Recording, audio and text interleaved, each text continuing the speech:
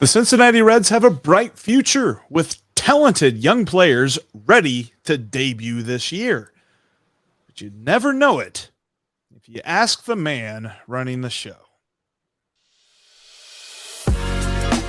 You are Locked On Reds, your daily Cincinnati Reds podcast, part of the Locked On Podcast Network, your team every day. You are Locked On Reds, where we are thankfully not a nonprofit organization. Thanks for making Locked On Reds your first listen of the day. We are part of the Locked On Podcast Network, and we are free and available on all podcasting platforms. I'm your host, Stephen Offenbaker, alongside our co-host, Jeff Carr. And both of us, we have a passion for baseball. More passion, in fact, in the Reds ownership. We have a passion for the Cincinnati Reds, and we have taken that passion and we have turned it into information for you. On today's podcast, that SOB, that son of Bob, Phil Castellini, has once again found a way to open his mouth and insert his foot, and in the process, alienate the fan base once again. Jeff and I are going to tell you what he said and what it means.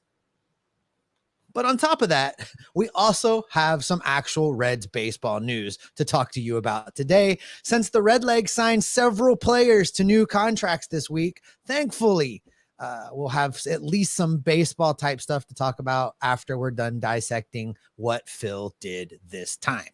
Also on today's show, we are going to tell you about 6 talented Reds prospects that are getting invites to spring training and what that means for the 2023 baseball season. But Jeff, I think where we've got to start, God help us, is we have to once again talk about Phil Castellini and once again talk about the fact that the man simply cannot say anything without alienating the fan base. You know, you mentioned it off air, and I think it's very true. You know, Phil apparently has a plan that we didn't know about, and that's to alienate every single person that cares anything at all about this baseball team. He started last season with the casual baseball fans and the fans that come to the ballpark every once in a while and spend a little bit of money. He pissed them right off and chased them away with where you're going to go. You would think he would have learned from that, Jeff. You think he would have learned to just say positive things and smile, but oh no, he didn't do that. This time he has managed to alienate deep-rooted, die-hard Cincinnati Reds fans that invested their time and their money into growing baseball and growing the love of this team in Reds country. And Phil managed to find a way to tick them off too. Very likely a group of people that spend more time, more energy, and more thought than we do about supporting the Cincinnati Reds. Look, the Reds have an exciting group of players. I mean, we're talking about Ellie De La Cruz. We're talking about probably Brandon Williamson, Levi Stout, maybe Andrew Abbott, maybe Christian Encarnacion-Strand, Matt McLain. There's so many guys that could come up this year and help this team improve. But nobody will want to watch them if the Reds owner's son keeps opening his mouth and inserting his foot. We talked about this. I've talked about this with a couple of different people, is who signs off on this? And the question and the answer to that question is Phil. Phil has the power to sign off on this. Phil planned this presentation that on a yearly luncheon with the Rosie Reds that should be about celebrating the possible bright future of this team. He decided to whine and complain about how hard his life is. Listen, I have it on good authority, an off-the-record conversation, so I can't disclose who has told me this, but from people that have been in meetings with Phil and have tried to be a voice of reason on subject matters relating to the Reds, basically, you know, that doesn't fly in a meeting with Phil. You get shot down, you get told to be quiet, your information doesn't matter, and Phil is going to do what Phil wants to do. Consequences be darned. You can't tell him anything. And that is clear from what he presented to the Rosie Reds, a booster group for this franchise, It's crystal clear that that's how this went down when he brought this presentation forward to them last week or this week, whenever that was. It's all a blur at this point, but Yeah. it's bad. So this happened on Saturday at their luncheon, which I found it interesting because when I saw the pictures, there were, pictures of food, and usually it's pictures of food that really get me going on the internet. And I loved what I saw with the waffles and all that other stuff. Come to find out, apparently from folks who know, that's the same kind of food that they serve in the media area, the same kind of breakfast they have in the media area. So it's not as if they really stooped a lot for this. But the thing of it all is the fact that he got up and he had charts. Steve, he had charts. I'm going to show this picture. This was a picture that was making its rounds on Twitter, and it's on Reddit. It's all over the place. The chart of teams out of contention by opening day. What the heck was the end game with this? Throw that back up. But for the audio listeners, that is the title of the slide being presented. We've got Phil Castellini on mic making this presentation to the booster group. Underneath the text of teams out of contention by opening day. According to Phil, since 2019, there is a 75% increase in the number of MLB teams out of contention by opening day. The last 3 years have averaged 14 teams out of contention at the beginning of the season. All right, Jeff, let's just unpack that for just a second. What he's saying is there's no point in watching the Reds. None. They're done. That we haven't even had the first pitch of spring training and we're out of contention. We're bad.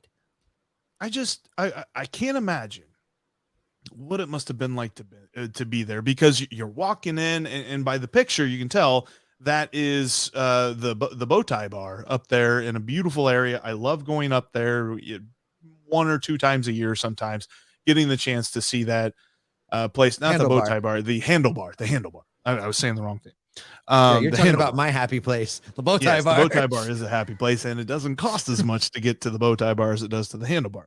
But the handlebar is a great area, and so you're walking up there, you're thinking, oh man, this is going to be fun.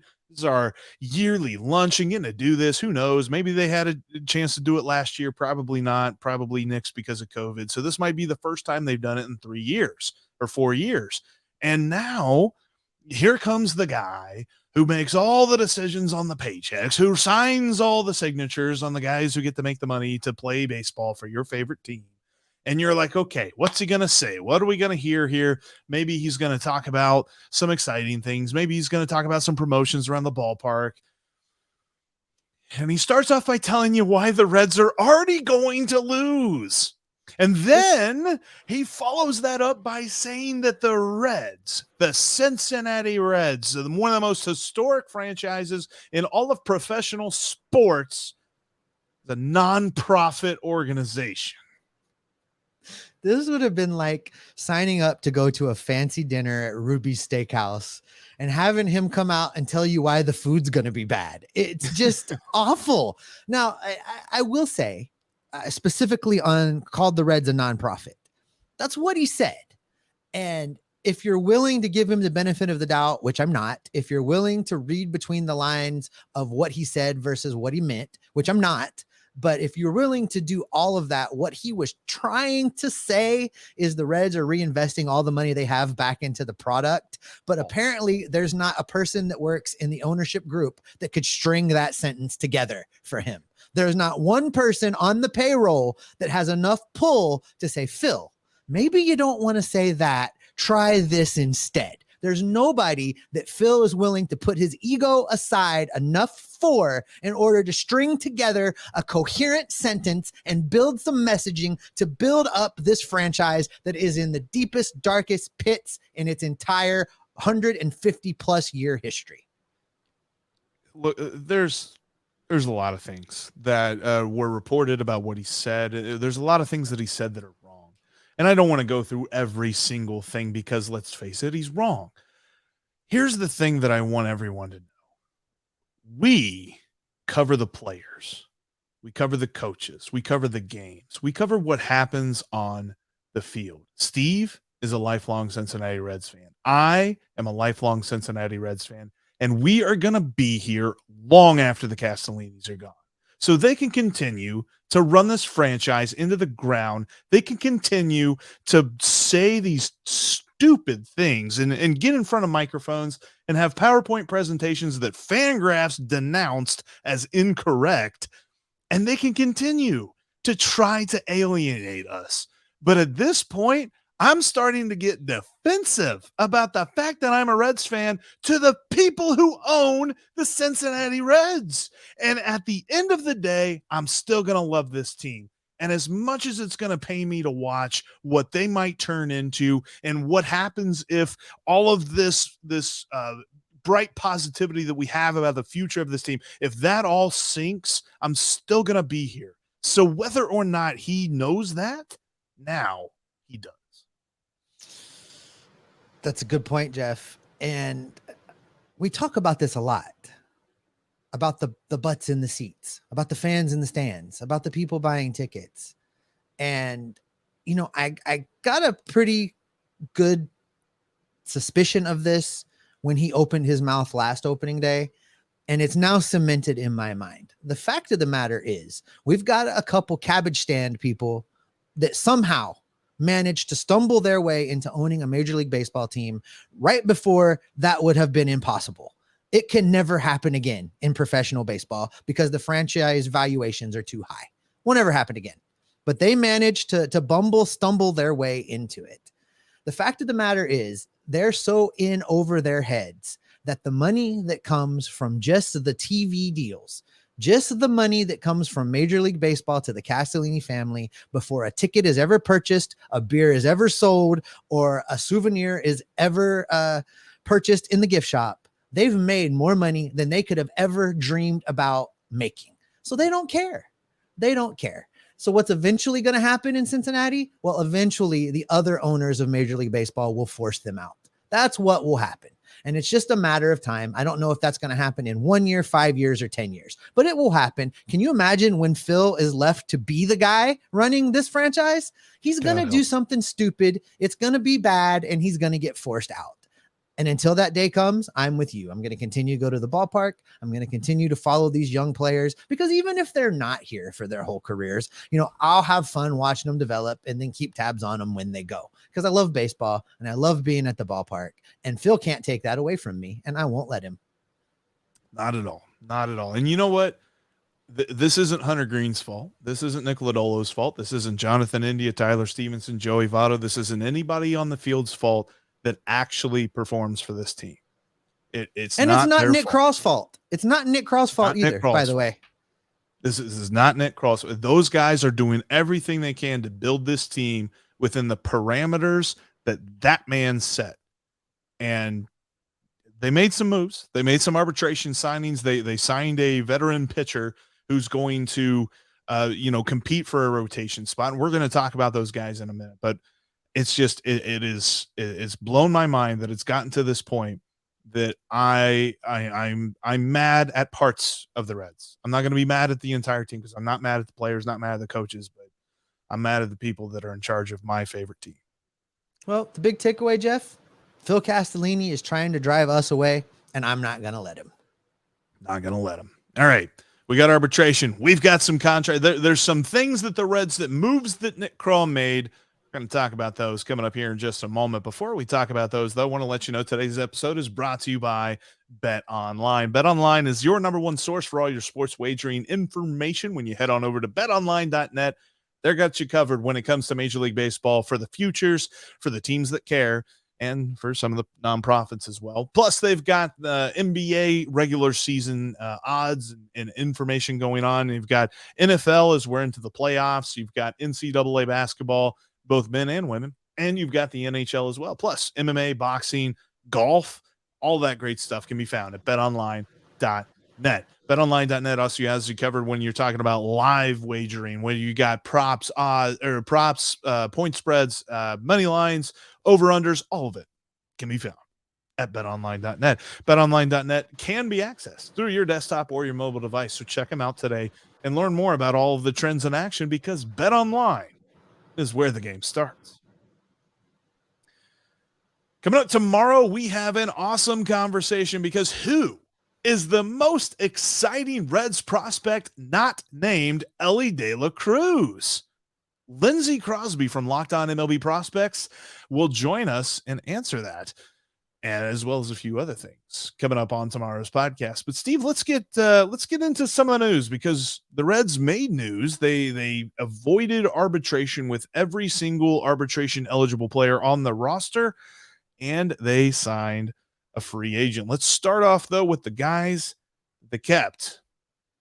Well, this is a list, and some of these names you may be surprised that they're even on this list, but I'm just going to run through the list and then we'll circle back and talk about them, Jeff. So the Reds have avoided arbitration with Luis Cessa, Justin Dunn, Lucas Sims, Kevin Newman, Nick Senzel, and TJ Antone. People may be surprised to find Kevin Newman and TJ Antone on this list. Antone being out all year, recovering from Tommy John. He was still arbitration eligible. He got just a little tiny raise over the money he was making the year before. He's still going to be around for another year, and we hope back to the TJ Antone that was blowing guys away. Yeah.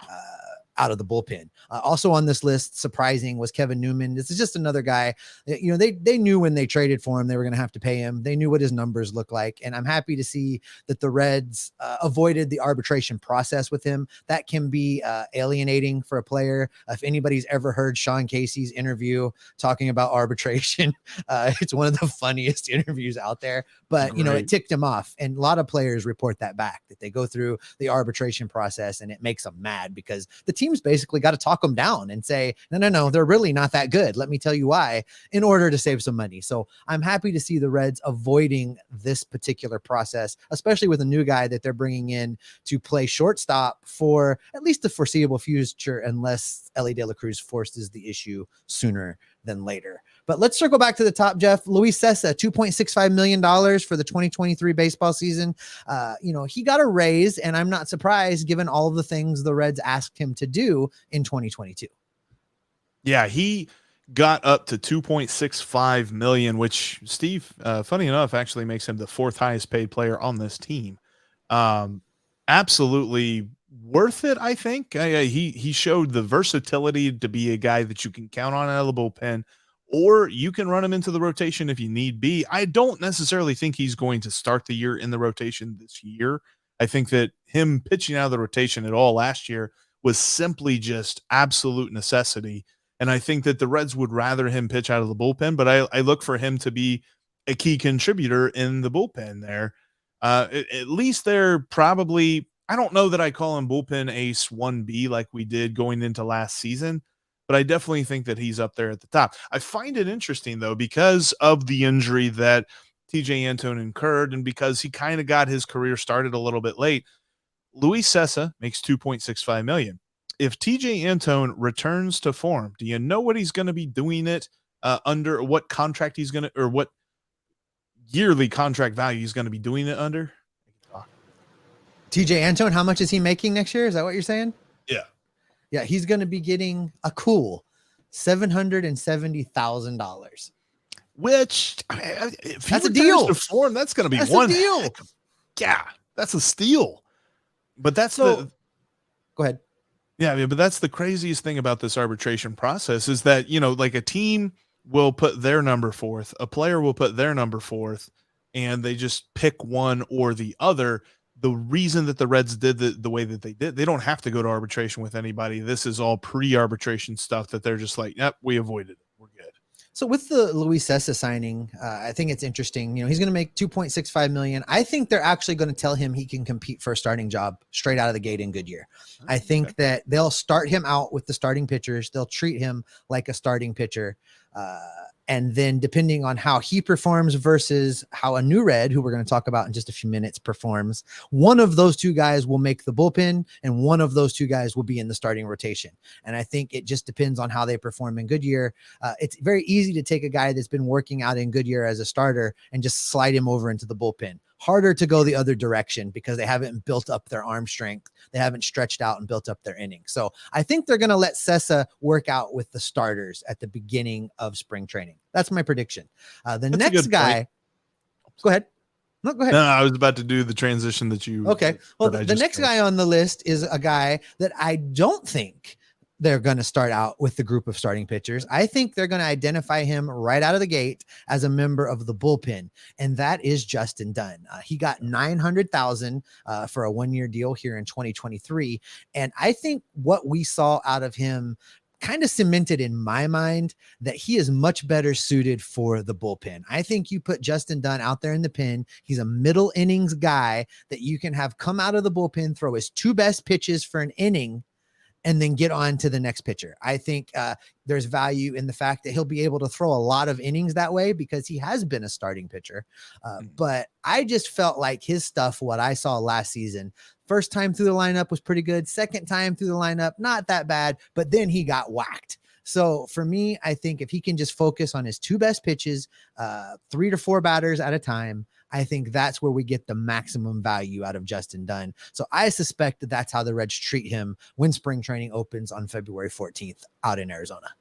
That's a good point. And I mean, you're talking about a guy that has the potential to pitch 3 innings if he goes 1, 2, 3, 1, 2, 3, 1, 2, 3, and you still only see the lineup one time. I agree with you. I think that that's where his best value is. Another relief pitcher who got just a tiny raise is Lucas Sims. He's up to $1.267 million, which was $1.2 million last year. So just a $67,000 raise.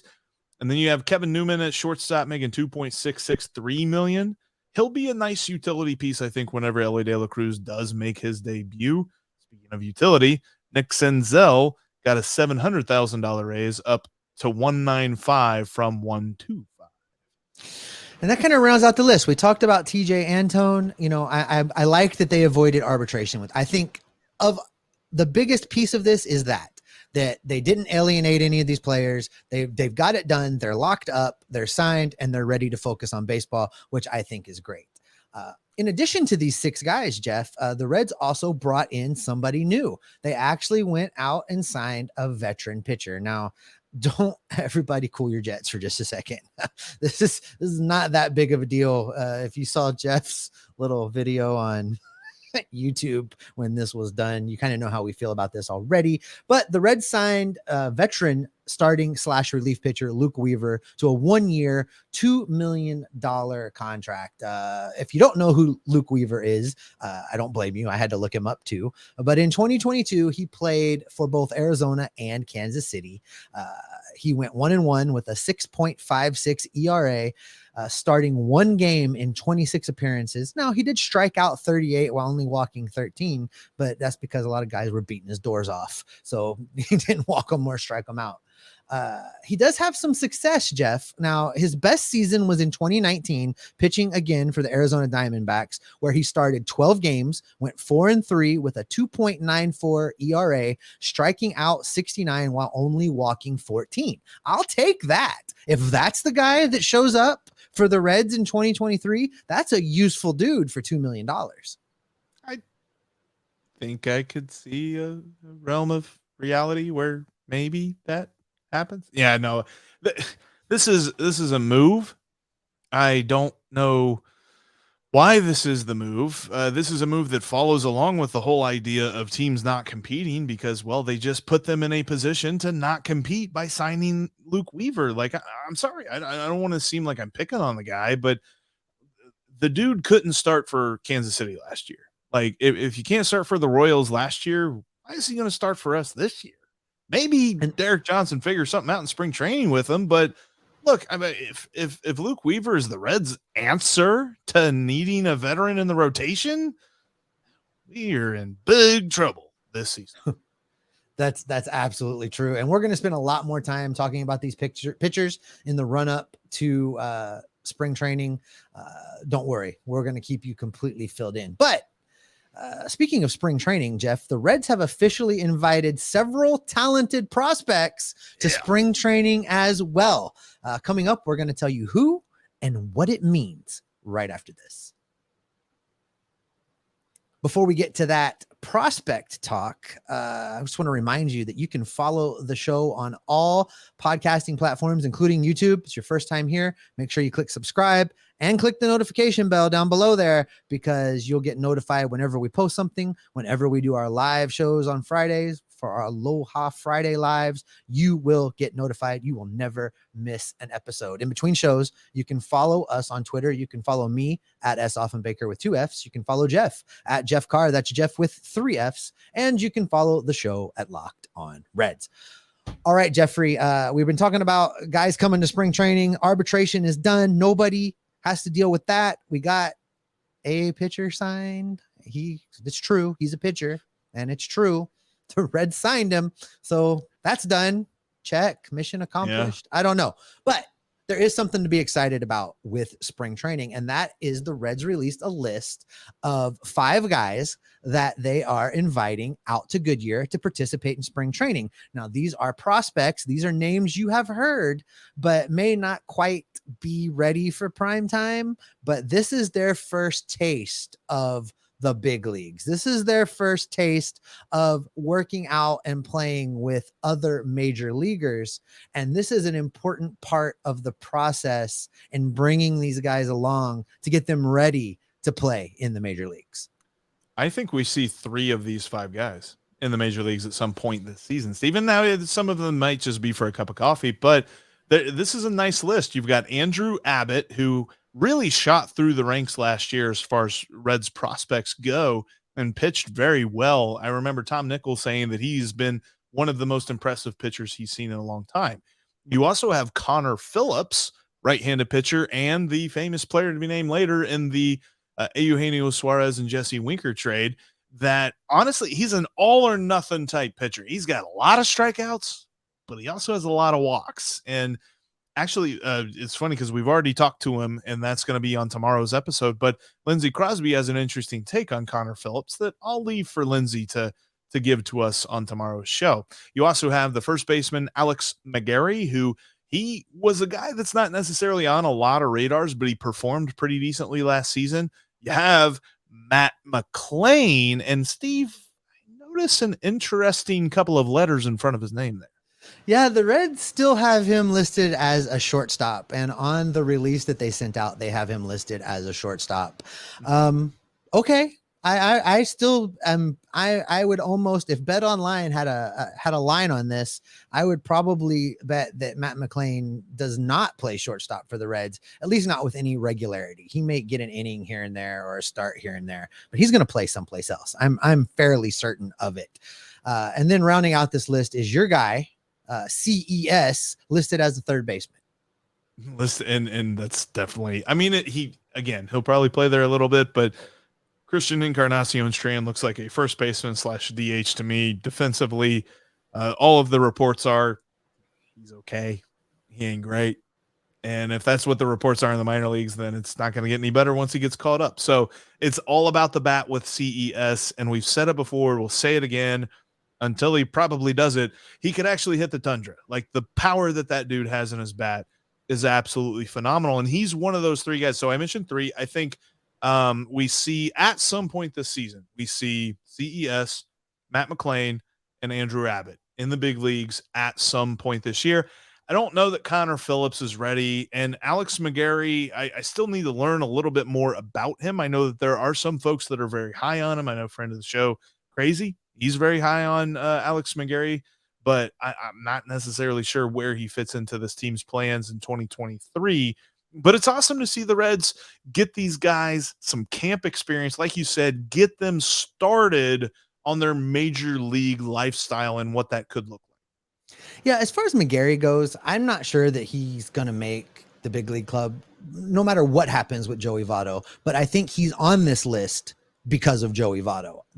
Joey's not going to be, I don't think, doing a lot of heavy lifting, quote unquote, at the beginning of spring training. They're going to need guys to fill in. Obviously, they're going to play some of the regulars over there that will be filling in for Joey Votto until Joey Votto's back at first. But you're going to need a little depth at that position, especially out in Arizona, where you're playing split squad games where, the starters don't play more than 3 or 4 innings, to start things off. You need some depth. So I think that's why he's on this list. And plus to get the exposure and just help move him along just a little bit. Connor Phillips, you mentioned his command, and I think that's probably the single biggest issue right now, the single biggest thing for him to work on. And that work's not going to take place at the big league level. I think we see him probably in AAA. Working on things to start the season. And then maybe he gets a call up towards the end, depending on the injury situation, depending on what else goes on out in the Reds bullpen or starting rotation. But I think it's probably likely we don't see Connor Phillips until 2024. Matt McLain, we've talked about, we got a lot of content about Matt McLain coming up in our talk with Lindsay tomorrow. I'm going to kind of leave that for there. Like you said, we'll address what we think is going to happen with Matt McLain tomorrow. So make sure that you have clicked subscribe and you don't miss that one, because it's a really, really good episode. And then I'm with you on Andrew Abbott. He'll be in the big leagues this year. Question is how the Reds will use him. Maybe he goes in there and takes that starting rotation spot. The fifth spot is up for grabs. It's between Andrew Abbott, it's between Stout, it's between Brandon Williamson. Those three guys are going to be vying for the fifth spot in the rotation. So one of them is going to get it, I think, right out of camp. So, could it be Andrew Abbott right out of the gate? Could be. But either way, we will see him in Cincinnati in 2023. Absolutely. And you know what? I think that is a good spot to wrap up this edition of the Locked On Reds podcast. Thank you all so much for watching. Thank you for listening. Coming up tomorrow, we've been talking about it. Who is the most exciting Reds prospect not named Elly De La Cruz that will have the biggest major league impact this year? We asked Lindsey Crosby from Locked On MLB Prospects that and a few other things, including what does he know about Alfredo Duno? That's what we talk about on tomorrow's Locked On Red Duno. Yeah. Okay. Quickly, a catching battery, gosh, somebody said it the other day, and I thought it just sounded so amazing. But we're trying to find the room for catcher room, and the word for catcher room. Anyway, a catching room of Daniel Veohin and Alfredo Duno. Alfredo Duno. Amazing in the future. Can I get some gelato? Anyway, we talk more about Alfredo Duno tomorrow with Lindsey Crosby. And speaking of Lindsey Crosby, now that you've listened to Locked On Reds, go check out Locked On MLB Prospects, because he's got you covered. He's taken a season. He's taken an off season where he is doing episodes on all of the divisions. He's working on the National League East right now. If you check out his episode today, you'll get to hear about a team in the National League East. Then you'll hear him here tomorrow talking about the Reds before he starts the National League Central on his show next week. That's the MLB Prospects podcast, just like Locked On Reds, which is free and available on all your podcasting platforms. Jeff, our owner, is not very bright when it comes to public speaking. Maybe he's smart in some aspect of his life, but it sure ain't talking to the media. It sure is not public speaking. But beyond that, the Reds are doing things. They're making some moves. They got some transactions. What can the people expect from me and you the rest of this offseason? They can expect us to keep it together and keep them informed on what the Reds are going to be doing here in 2023, because we are Locked On Reds every single day.